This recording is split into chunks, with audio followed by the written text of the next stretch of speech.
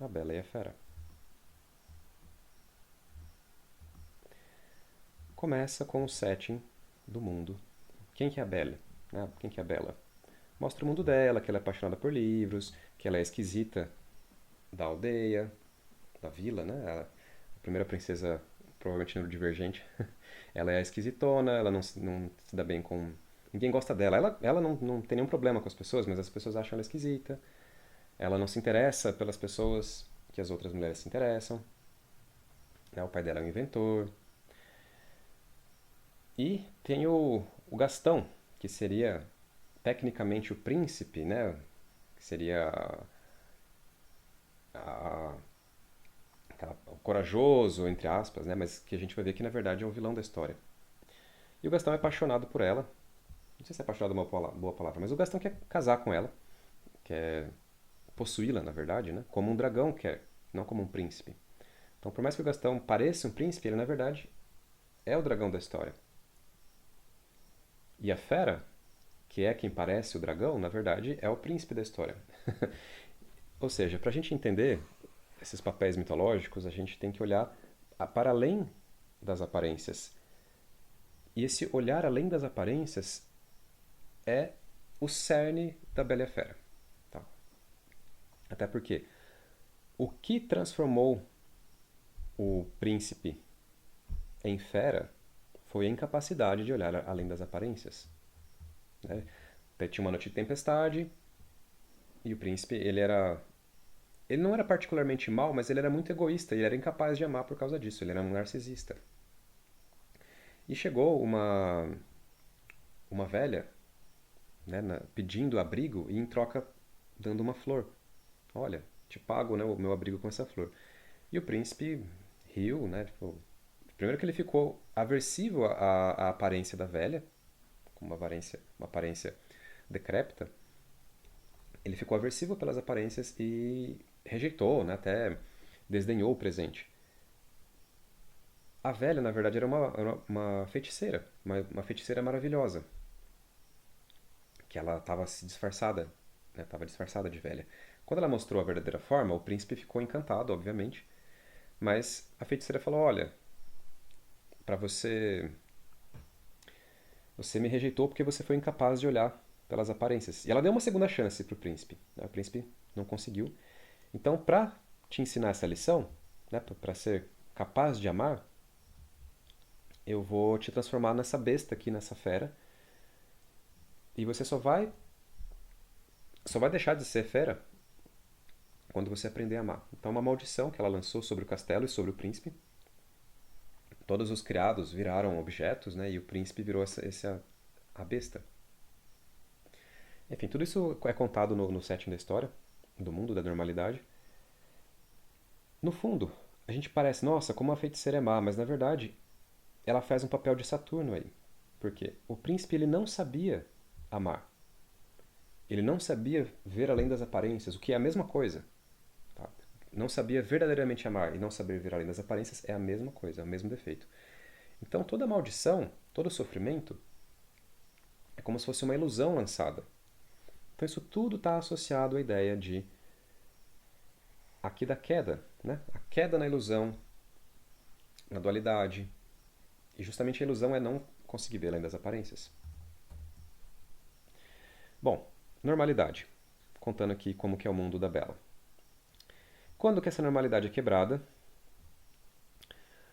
No momento em que o pai da Bela ele vai fazer uma viagem, né, e no fim ele volta à noite, acaba se perdendo, demora, e quando o cavalo dele volta, ele volta vazio. O que aconteceu? A gente ainda não sabe, quer dizer, a Bela ainda não sabe, mas o que aconteceu é que enquanto ele se perdeu, ele acabou indo parar no castelo da Fera. E ele invadiu a propriedade. E aí ele foi capturado. Né? E o cavalo se assustou e voltou, conseguiu voltar. Né? Então esse é o chamado à aventura. No caso, o pai se perdendo, o pai sumindo. E a Bela. Ou seja, num certo sentido, essa história ela subverte ali as imagens clássicas da jornada do herói. Os papéis ainda estão ali, isso é muito importante. São os mesmos papéis, só que a aparência do papel muda.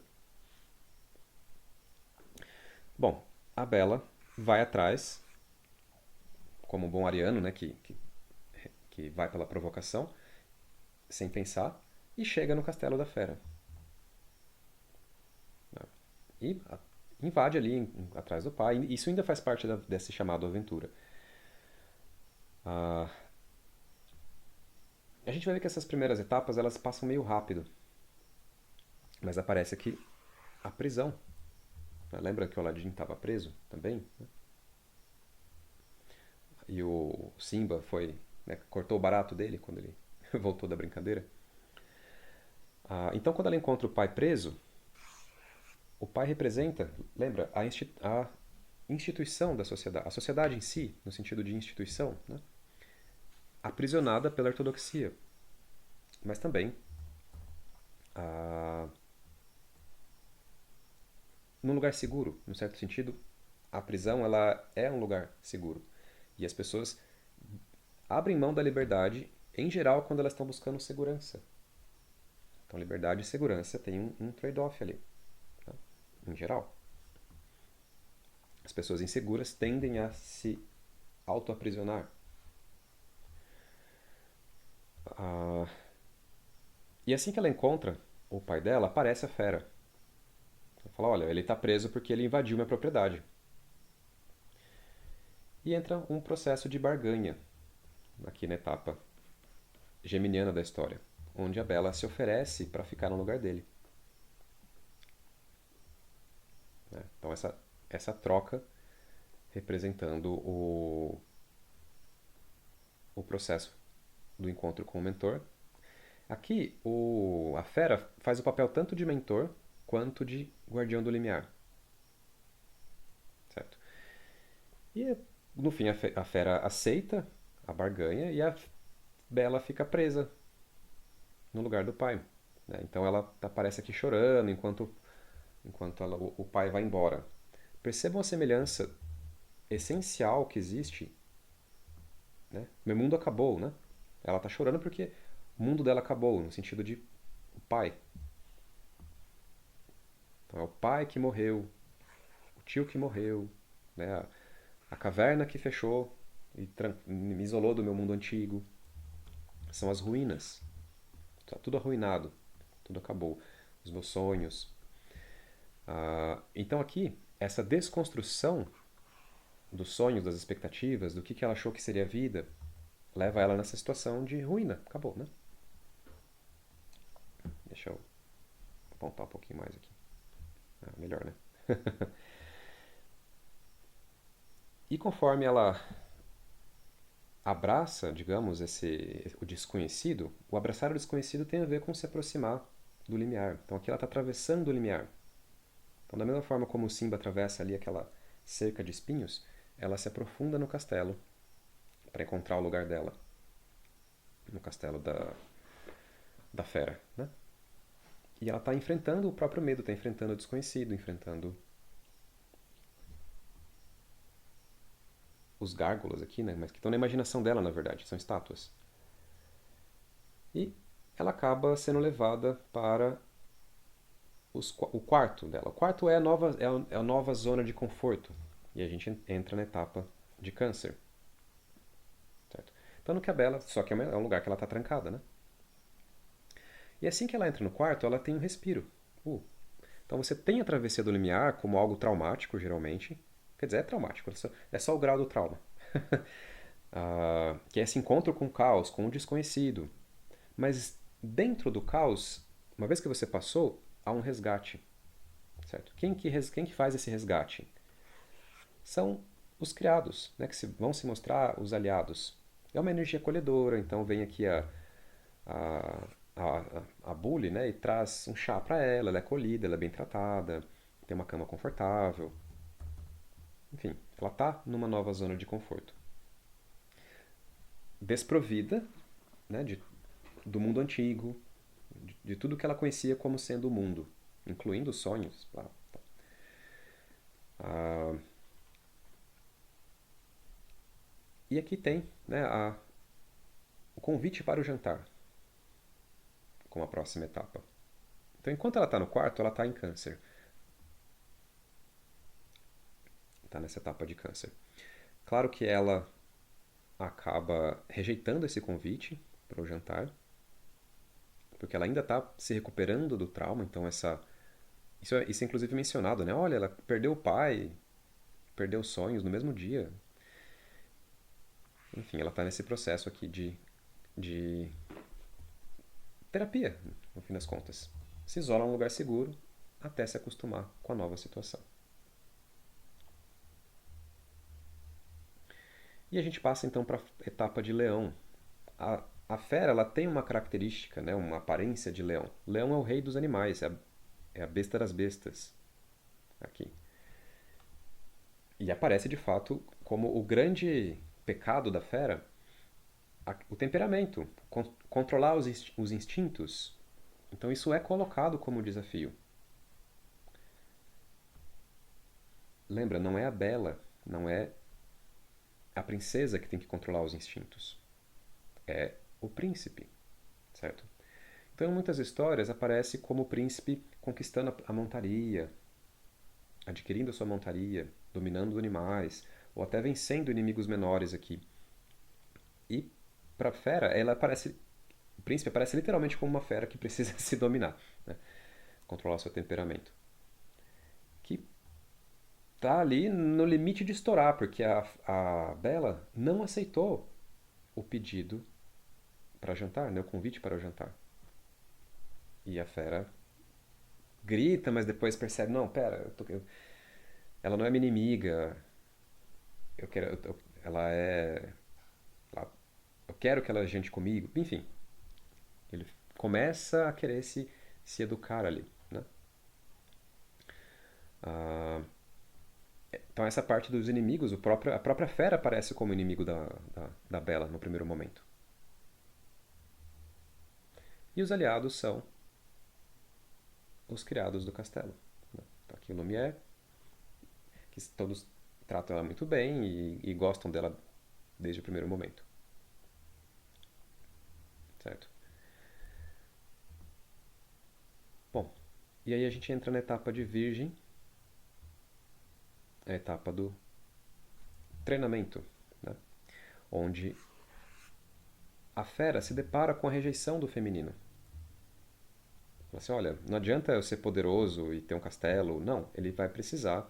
Claro que aqui tem um momento em que ele se desespera e fala, ah, tá tudo perdido, ela nunca vai me ver como nada além de um monstro, né? Então ele tem uma desistência temporária. E enquanto isso, a Bella está explorando o castelo, descobrindo o castelo. Uma das características dessa etapa de virgem do treinamento é entender como o mundo especial, o mundo mágico funciona. Conhecer os seus habitantes, ficar bom no mundo especial. Então essa ideia da exploração e de entendendo como as coisas funcionam é a forma como o virgem está se manifestando aqui, como eremita. E percebam que ela está sozinha nesse processo. Enquanto que o príncipe também está sozinho no canto dele. Como é interessante ver, ora a perspectiva do príncipe, ora a perspectiva da princesa aqui. Em Virgem, os dois estão isolados, mas cada um trabalhando a si próprio. Cada um. A princesa trabalhando a confiança para se abrir à fera livremente, enquanto que a fera está trabalhando o autocontrole para se tornar confiável, né, para não ser uma ameaça à princesa.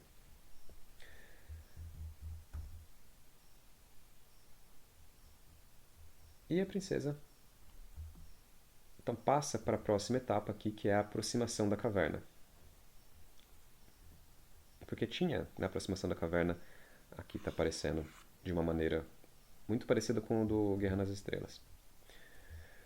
Porque tinha um pedaço do castelo que estava proibido para Bella, que é a ala oeste, se não me engano. Não lembro se é leste ou oeste, mas ala oeste, que seja. O oeste faz mais sentido porque é o local onde o sol se põe, certo? Então está associado à água, que está associado também a escuridão, as emoções. E, interessantemente, na roda astrológica, aqui o descendente, que é essa região, é o ponto oeste, certo? Enfim, a Bela desobedece a fera e entra na ala oeste. Vai explorar ali também. Então ela está se aproximando. Por que a ala oeste é proibida? Porque é ali que estão os segredos da fera. Né? Ali onde ela mora, onde estão os segredos dela. E ela começa a penetrar no mundo da fera. Então aqui é o 3 de espadas, né? É a parte pós-lua de mel, onde você começa a perceber os segredos do cônjuge. Os segredos no sentido do que ele esconde, ou seja, a sombra. Então o espelho quebrado, que é um símbolo clássico de loucura, né? De esquizofrenia, ou seja, fragmentação da personalidade, fragmentação da alma. No caso, a princesa fragmentada. É o mundo do príncipe, claro. Mas é a princesa que aparece refletida aqui. E o cômodo onde ela está passando, enquanto o castelo estava todo arrumadinho, né, mais ou menos arrumado, esse cômodo estava em frangalhos. Então, sujeira, tudo quebrado, tudo destruído. O que é isso? Como se fossem os resquícios ou sinais do destempero da fera. Da sombra, né? Os momentos em que ela perde o controle e destrói as coisas. Então, olha, tudo que a fera está escondendo. É o lado podre, digamos. Então, se o primeiro decanato, né, o primeiro terço, é o casamento e a lua de mel, o segundo decanato é esse momento em que você descobre os podres, digamos, ou os defeitos do outro. Né? E, dentre eles, a princesa descobre o grande segredo, que é a maldição. Né? Ela não entende exatamente o que é, mas ela topa com aquilo. E o príncipe perde o controle. Ou a fera perde o controle e vai lá e é grosso com ela. E nessa tentativa de proteger essa única chance de salvação. Que é a rosa que a feiticeira deu. Essa rosa, ela vai perdendo as pétalas com o tempo. Então, quando cai a última pétala, acabou o tempo do príncipe e ele vai ser fera para sempre. Mas se ele conseguir amar e ser amado antes da última pétala cair, então aqui a gente tem ainda essa confusão de que ele está brigando com a fonte de salvação, que é a própria Bela, para proteger o secundário, né, que seria a Rosa. Ele acaba perturbando ela, né, com destempero, e ela fala, ela quebra a promessa, não passo mais um segundo, mais um dia nesse castelo. E ela vai embora, pega o cavalo e vai embora. E nisso a gente vai para a próxima etapa, que é a Ordália, né? Onde a Bela se vê rodeada por lobos selvagens. E ela tá ali, à beira de ser devorada mesmo. Né? Ela tenta futilmente afastar com um pedaço de pau, mas na hora H, a fera aparece e salva a princesa. Mas salva com o preço de se sacrificar mesmo. Né? A fera quase morre.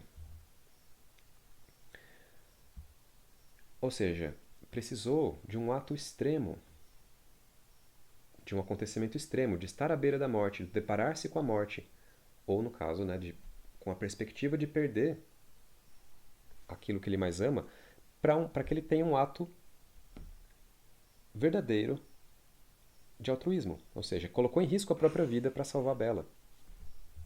Lembra que a grande questão do príncipe era o narcisismo, era o egoísmo, era incapaz de fazer algo que não fosse para ele mesmo, né? Aqui ele fez. Foi uma atitude extrema, mas ele fez.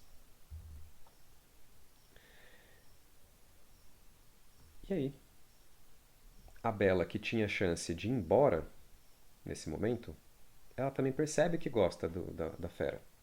A fera percebe que gosta da Bela e vai lá e salva ela. E a fera percebe que gosta da fera e não abandona ela. Não abandona o príncipe à própria sorte. Pelo contrário, trata as feridas. Então aqui o terceiro terço de escorpião, da ordália, que está associado justamente a esse processo de cicatrização, né? Do lamber as feridas. Você ainda está ferido, ainda não está pronto, mas já está. É como se a chavinha já tivesse sido virada, né? Aqui no cerne de escorpião é onde a chavinha vira. O amor desperta entre eles, por conta desse extremo, né? Dessa experiência extrema. E a partir de agora, é só esperar a coisa crescer, né? A, é como a concepção, né? Como o sexo, que gera inseminação, e aí é só esperar crescer e nascer. Ah, aqui a gente já vê os dois com uma atitude completamente diferente do começo. Ele ainda tá ali, né, com a, com a manha dele, né, de fera, mas tá se segurando. E a Bella também. Ela já não tem mais medo da fera. Fala assim, não, fica quieto aí que eu vou cuidar das suas feridas. E isso muda tudo, né? Depois desse fundo do poço, onde eles rompem e depois quase morrem, você tem um momento de ascensão meteórica da relação entre o masculino e o feminino. Então, nessa primeira parte, né, você tem a ideia da Bella ganhando, como presente do príncipe, uma biblioteca. E, de fato, essa etapa está associada àquela ascensão meteórica do Oito de Paus. A ascensão meteórica no quê? Na gnosis, conhecimento. Que ótimo símbolo para o conhecimento do que uma biblioteca, né? E depois disso, eles se unem, de fato, onde a Bella se torna um pouco mais fera, né? Comendo na própria tigela, e a fera se torna um pouco mais bela, né? Tentando usar a colher, ou seja, mostra claramente essa fusão, essa síntese entre eles como casal. A Bella é um pouco fera e a fera agora é um pouco bela. E eles se aceitaram, digamos. Ela enxergou o príncipe por trás das aparências. Então aqui, essa etapa de Sagitário está associada ao enxergar. Finalmente, ela viu o bom. E a própria fera encontrou o bem dentro dela também, né? Além das aparências. E como o Sagitário está associado a essa estar no topo da montanha, onde eu vejo tudo, né? Onde eu tenho a visão mais clara e mais ampla dos caminhos, a Bella lembrou do pai, ou seja, do mundo antigo, do mundo ordinário. E o espelho mágico que permite ver tudo é um ótimo símbolo também, né, para poder ver as coisas. E ela, vendo o espelho, percebe que o pai dela está em perigo. E ela fala: Nossa, eu tenho um reino a ser salvo, né? Tem um reino a ser salvo. Minha vida ordinária tem que ser salva. E ela se dispõe a voltar para ajudar o pai. E a fera liberta. Então ela faz esse retorno ao mundo ordinário. Ela sai do castelo, né? Então aparece essa cena aqui onde ela volta. E mais uma vez aquele cenário, né, de árvores, árvores desfolhadas, a terra devastada, inverno, neve. O povo meio sem criatividade, né? Ah, aqui, claro que essa é uma paisagem saturnina. Uma paisagem muito palpavelmente transmitida por esse tipo de cenário. E quando ela retorna ao reino, ao mundo antigo dela, ela encontra, né, uma situação desoladora, onde as pessoas estão loucas tentando prender o pai dela, que o pai dela é o único lúcido. Então, uma turba de loucos tentando internar no asilo o único são da história. Ou seja, a ordem está invertida, né? Tá tudo invertido, tudo de ponta cabeça.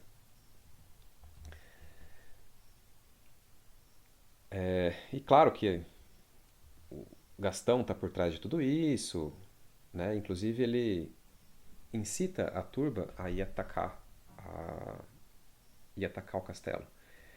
Então olha só, geralmente nas histórias o incitar a luta vem pelo lado do herói, né?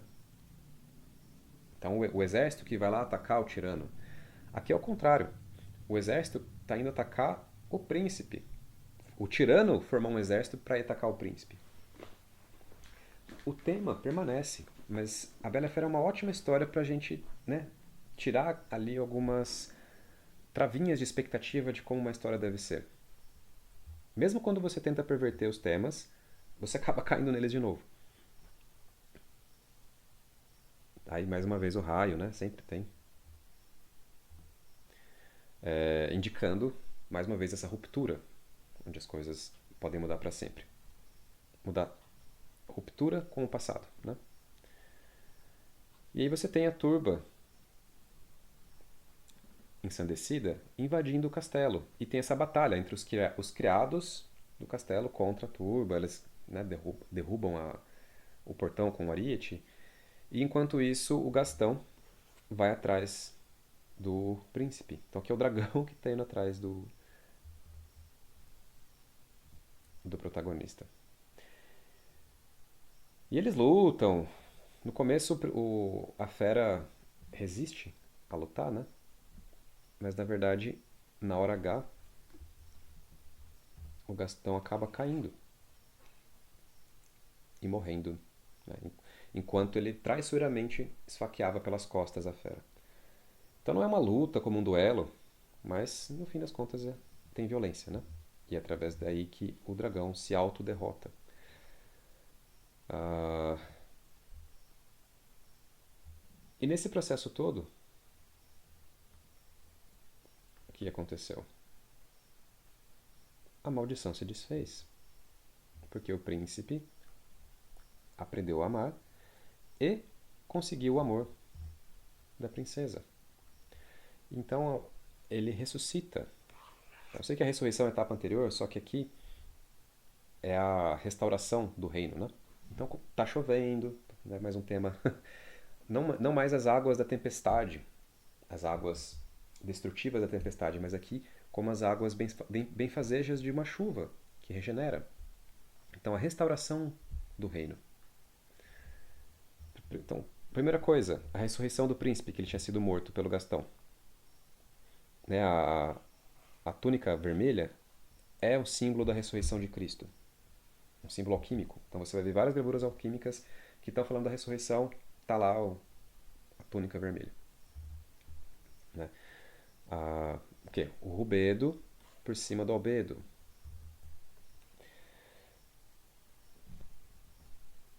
E essa chuva se transforma numa chuva dourada. Nem disfarça, né? Como uma chuva de iluminação, a chuva do sol, a chuva de ouro, que restaura. Então o castelo do príncipe era todo escurecido, era todo sombrio. E com essa chuva dourada ele se torna como que novo, né? Um castelo renovado. O jardim, que era todo morto, estéril, se torna verdejante, as flores renascem e tal. E a ilusão é desfeita, né? A maldição é desfeita. Os criados voltam a ser criados, o príncipe volta a ser príncipe. E claro que eles vão ficar juntos, felizes para sempre, né? Então a cena final, mais uma vez, é a assembleia de todo mundo e o casal ali unido, masculino e feminino, unidos para sempre, certo? E aí, the end, né? Sai da história. Só pra gente retomar aqui alguns temas.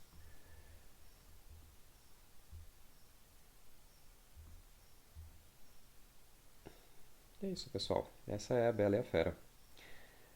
Com isso a gente já tem um bom caldo de histórias para entender o que é cada etapa. Dei várias facetas, várias possibilidades. Tem infinitas outras ainda, mas isso aqui já dá para ter uma visão flexível do que pode ser cada etapa. Tá? E isso vai ser essencial mais para frente, quando a gente for de fato interpretar na prática o que uma etapa pode significar numa leitura astrológica, numa leitura de tarô, né, na própria interpretação da vida.